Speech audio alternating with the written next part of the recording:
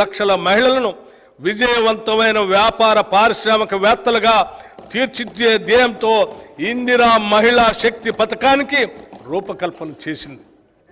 స్త్రీ నిధి ఏర్పాటు, బ్యాంకులతో అనుసంధానం అనే మార్గాల ద్వారా 1,00,000 కోట్ల రూపాయల ఆర్థిక సహాయాన్ని అందించి ఈ లక్ష్యం సాధిస్తాం. ఈ పథకం ద్వారా మహిళలకు ఆసక్తి ఉన్న రంగాల్లో వృత్తి నైపుణ్య శిక్షణ ఇప్పించడంతో పాటు బ్రాండింగ్, మార్కెటింగ్లో మెలకువలు పెంపొందించే విధంగా సౌకర్యాలు కల్పిస్తాం. మహిళా ఔత్సాహిక పారిశ్రామికవేత్తల కోసం ఉమ్మడి ప్రాసెసింగ్ కేంద్రాలతో పాటు ప్రతి శాసనసభ నియోజకవర్గానికి ఒక ప్రత్యేక చిన్న తరహా పారిశ్రామిక పార్కుని ఏర్పాటు చేస్తాం.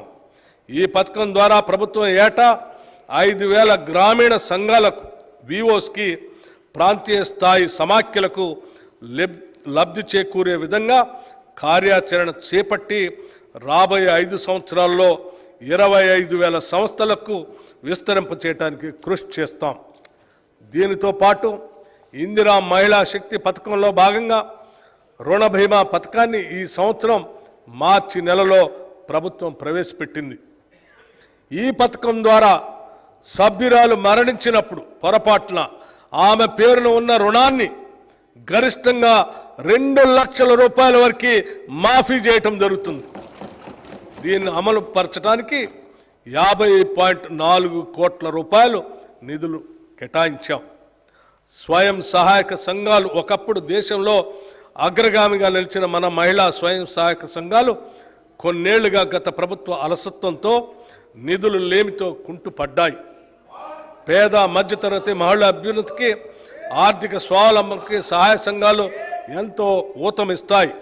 వీటి పునరుద్ధరణకు ప్రతి సంవత్సరానికి కనీసం 20,000 కోట్లకు తగ్గకుండా వచ్చే 5 సంవత్సరాల్లో 1,00,000 కోట్ల రూపాయలు వడ్డీ లేని రుణాలని అందించాలని మా ప్రభుత్వం సంకల్పించింది. ఈ నిధులు మైక్రో స్మాల్ ఇండస్ట్రియల్ పార్కుల ఏర్పాటుకు సహాయపడి మహిళల పారిశ్రామికవేత్తల స్థాయికు ఎదిగేందుకు అవకాశం కల్పిస్తాయి.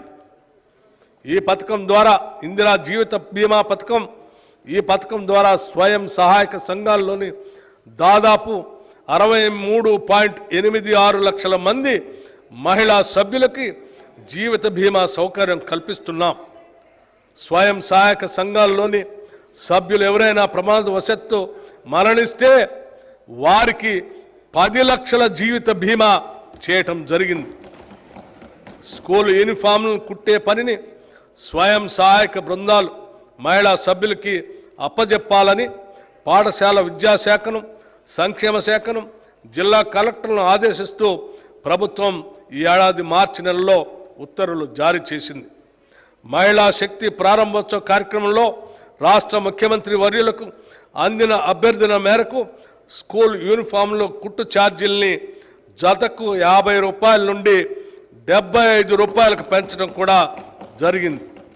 దీనివల్ల 29,680 మహిళా సభ్యులకు సుమారు 50 కోట్ల రూపాయలు లబ్ధి చేకూరుతుందని అంచనా. స్వయం సహాయక బృందాల్లోని మహిళా సభ్యులు తయారు చేసే ఉత్పత్తుల విక్రయానికి గాను మాదాపూర్లోని శిల్పారామం వద్ద డ్వాక్రా మహిళా బజార్ను ఏర్పాటు చేయాలని నిర్ణయించాం.